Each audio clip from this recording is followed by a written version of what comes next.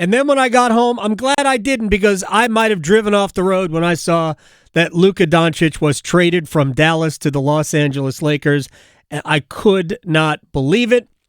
And part of me still can't believe it, but I saw Luka was introduced with his Lakers number 77 jersey, and I thought Bomani Jones would have a great read on what we saw, and he joins us on the Adam Gold Show Right Time podcast.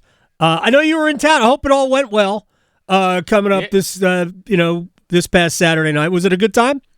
No, it was a good time, and the last thing to happen before I left for the airport is I wake up at 5:15 because I had an early flight, and I look down, and I got a text from my boss to me and my producer saying how he hated the timing of this because it happened on a Saturday night. Right. And he said hated the timing of this Luka AD trade, and I had no context, so I was like, who the hell is AD?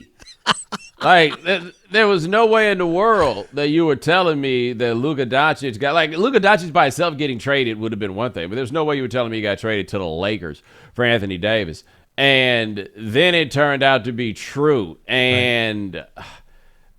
I'll tell you this, my boss was mistaken in the sense that I cannot think of the last time there was an NBA story so big that it has had people as captivated as this one has now for going on a strong, we're past the 48, Saturday, Sunday. Yeah, we're like in the 72-hour range. Yep. And people are still like, it is amazing how much attention this has kept from everyone. We'll get to the actual nuts and bolts of the trade and what it means in a second. Can you think of another trade, midseason or not, where a player of this stature was traded? The only one I could come up with was Kareem from Milwaukee to the Lakers, 72, 73? 75. Okay. That was a 75. I mean, I think that we could find comparable players at different points or different parts of their careers that have been moved, though I guess it's normally a little farther along in their development. But like Charles Barkley getting traded in 1992, for example, I think that Luka and Chuck are fairly, as crazy as that may seem to the young people, like I think we're talking about like a similar caliber of superstar as long as neither of them has a ring. Anthony Davis, you don't see guys like that. You don't see guys that good be the secondary piece in a trade like ever, right? Like this. What made the trade underwhelming to me, and it's interesting because when you go back and look at a lot of old school, like big trades like the ones that we're talking about, they're almost always lopsided because the whole game hadn't gotten so sophisticated with what it was to have a draft and everything, and like the idea of these picks and swaps and all of this stuff. That's the part that wound up underwhelming people. But the idea that Luka Doncic and Anthony Davis were involved in a trade for each other, I got nothing on that happening. Yeah, I mean, we have stuff like that in other sports, but we haven't seen it really in the NBA. So to the nuts and bolts of this, because the overwhelming, just in my own house, my son Jack is a huge NBA fan, is still mad. I mean, he walked into the kitchen and completely dismissed me. I was trying to explain, Dallas, they're afraid his conditioning. He's like, I don't care. Like, he was yelling at me. I'm like, I could get this on Twitter, dude. I don't need it from you in my kitchen table. The nuts and bolts of this trade, does it make Dallas better today? I don't know that it makes the Lakers better today because they gave away a big man like that, but does it make Dallas better today?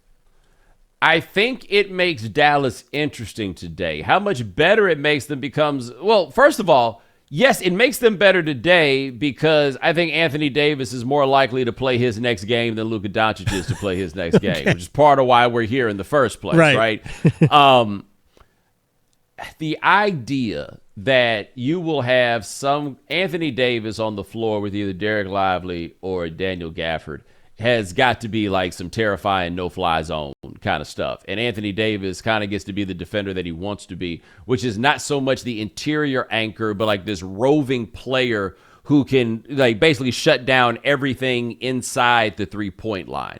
They are going to play I think they'll play some great defense, and that'll be interesting. The only thing is, Anthony Davis doesn't want to play center, but Anthony Davis doesn't have the range on his shot that is expected of a modern power forward, which is to say that if you have him out there on the floor with Lively or Gafford, nobody can really shoot that well. Anthony Davis was great shooting empty gym jumpers in the bubble, but they're going to have spacing issues when they have the ball. With the Lakers, I mean, you just took the team away from LeBron James and gave it to Luka Doncic. This is a fascinating development of it for me. Now, the thing for me is Luka's useless playing off the ball. LeBron is not useless playing off the ball, but I don't know how much fun LeBron is going to have living in Luka Doncic's world. Like, normally when something like that happens, it's the product of a slow transition. I've never seen anything like this happen in the middle of a season. So I understand LeBron said he found out about this when he was at dinner with his family in New York because the Lakers had just played the Knicks at Madison Square Garden. And, of course, his family is like a teammate. But are we really to believe that he had no clue at all that this was even a possibility given the relationship between he and J.J. Redick? Did they not consult Redick at all? Because it does appear, because I agree, that Luka has to have the ball. LeBron could probably get away with not having it, but I'm not sure you're using him the best way either. I just find it hard to believe that LeBron was completely blindsided by all this. I initially thought it was impossible for that to be the case. I absolutely believe he did not know a thing. But Redick would have had to have known, right? No, I don't think anybody knew. I think everybody involved in this had an understanding. I realized how unbalanced the straps are as I was talking, and so I became. Oh no, that's fine. I'm just staring into the camera. I just assume you look handsome. Oh, okay, cool. Boom. I look real OCD-ish right now over here. But anyway, no. I asked an agent if LeBron knew. And He said, absolutely not. And he said, how do you know LeBron didn't know? Because if LeBron and Rich Paul had known, they would have blown this thing up before it had any chance of happening. This would have been in the streets that this was a possibility, and then everybody in the league would have lined up, and then this plays out a whole lot differently. None of this serves the interest of LeBron James. It doesn't get the Lakers any closer to winning right now, and he's working on a short-time window, and it strips his power away from him in the role that he and his agent have had with that organization. No chance that they knew. And the fact that it's crazy that he didn't know is actually the story. Because I think you and I were both looking at it from the standpoint of a superstar like LeBron James is made aware of when a team makes a move like this, except the team just told him that you're not our superstar anymore. Right. Yeah, the other guy's a superstar. So I don't know how this impacts LeBron James' future with the Lakers. Is this it? Is this the last year and then, he moves on? Like, LeBron is still, I can't even say, is he a top 15 player in the league still? He's still a hugely impactful player, regardless of where he slots among the league's best. Whether it's helping the Lakers win or helping another franchise win, it also impacts Bronny, I'm guessing here. But, this to me is like, can you use LeBron to get Luka in shape? Is that the plan? So that raises some very interesting questions, chief among them being, how does Luka Doncic view himself vis-a-vis LeBron James? And I think he absolutely views himself as a better player right now than LeBron James is. Does he view himself, is he like the argument that LeBron can now take Luka under his wing? That can only happen if you want to be taken under a wing. Right. And I don't know if that's the case, because what is clear is that nobody in Dallas could get through to him, right? Like, this trade doesn't happen if the admonitions of the people who know him the best had worked.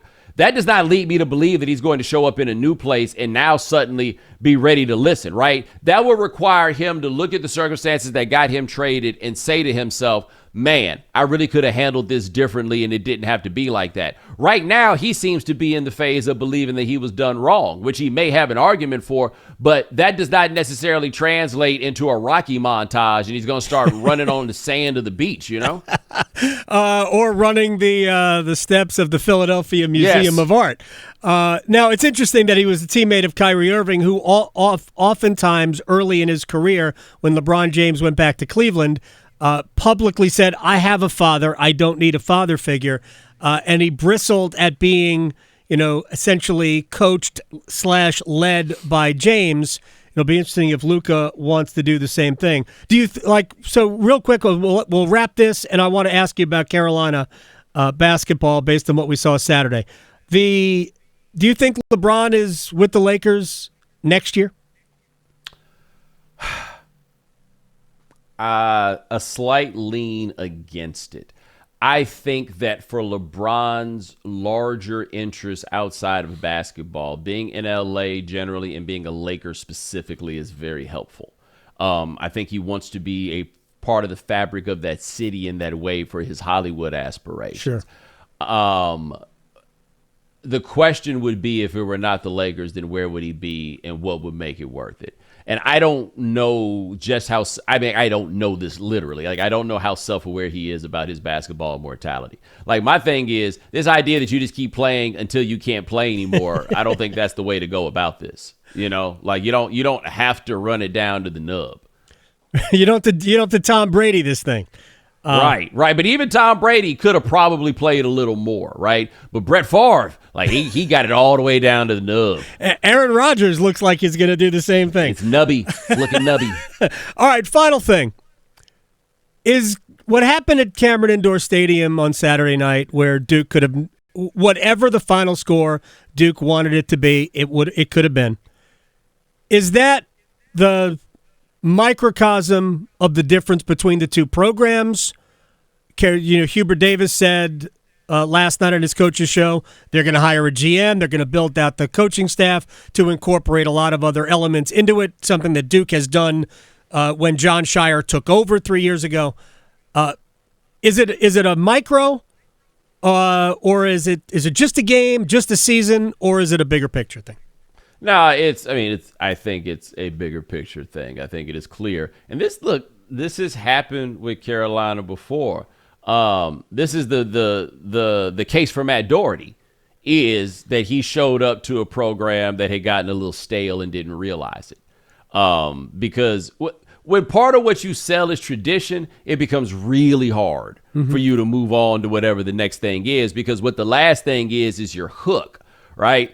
Duke is a different job in the sense that, as big a brand it is and everything else, it's harder to win there, right? Carolina, I think, still has a lot of natural advantages that make that an easier place, that when that thing gets humming, to keep it humming. Duke has got to be a little bit different. It's got to be a little more boutique about how it goes about things, to provide something that's a bit more specifically effective about why you should go here and Carolina's in a different place where they can say to themselves, okay, we're just going to keep getting people because we're the school of Michael Jordan. We'll just keep doing this because And that ain't going to work no more, right? The brand and the family is not enough in this era where people are making cold, hard cash to get this.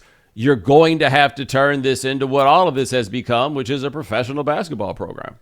Yeah, and Duke has done that. Duke's way ahead of North Carolina with regards to that. They have, it's probably 6, 7, 8 years, maybe going back to Zion, even before then, that Duke has operated as though it were an NBA team. Yeah, it was a little, I did find it a bit off-putting that the sell is put your brand with our brand and look how big our brands get, right? That. We don't want it to be that. I'm not saying they were wrong. I'm not saying there was anything immoral about the approach. But, anytime people start talking about brands, I just kind of roll my eyes, even though, I feel like I got one. But I think people know what I mean on that one. But that's the game, right? And what Duke had to sell was a brand, a really, really, really strong brand. And they pushed that. All right, final element of this. I was looking at it. There are 8 UNC basketball players in the NBA, just 8, only 4 of which average double figures.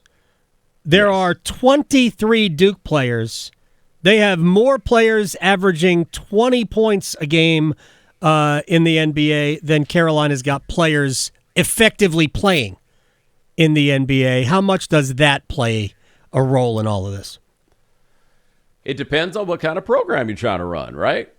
Like, I think it's going to be a difference, obviously, of the coming era and however many years ago is going to be the fact that good players are going to stay longer because they can make more money in school, right? Like, the need to get away and get out is not the same. So I think that Duke made the decision to change their approach starting around 2009, 2010. That's when they started going hard on the one and dones, right? If you take that 10-year period and compare it to the 10-year period before it, the results at Duke University were roughly the same. Right. Like, it didn't make them necessarily any more successful. And so what do you care about? Do you want to be successful in college basketball, or do you want to produce a bunch of pros? Now, you can ask yourself the question, does producing pros then mean that you are going to get more pros? That's a fair question. But we have seen what wins you championships in college basketball, at least in this recent time, has been getting old. And getting old often means getting players who are not going to play in the NBA, because if they were going to play in the NBA, they wouldn't still be in college. But if you believe, and I think it's a fair belief, that the branding of your players as being in the NBA then adds to what you do in recruiting, then absolutely it matters. But if you get the same results either way, it's just something to talk about. Bomani Jones, at Bomani_Jones, the Right Time Podcast. I appreciate your time. We will talk again down the road, my friend. I appreciate it. All right. I appreciate you, man. You take it easy. You got it. Bomani Jones here on the Adam Gold Show.